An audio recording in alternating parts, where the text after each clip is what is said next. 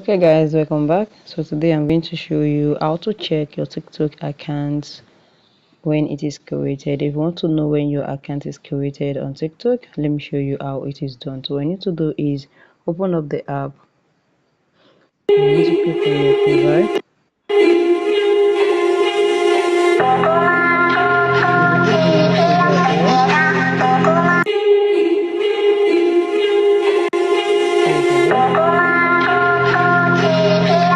To click on your profile. Guys, say good morning, everybody. So now as you click on your profile, the next thing you need to do is click on these your three dots here. As you click on three dots, click on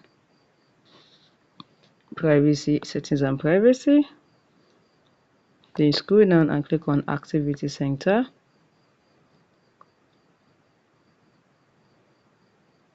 As you click on activity center, scroll down and click on account history. Now as you click on account history, then you're going to find when you created your account. You can see this account was created today. You can see the it's going to show the account that you use, the phone that you use, and time, and your location when you created the account. It's very easy, you can see. So guys, let's find this video helpful. Smash the like button, drop a comment and subscribe.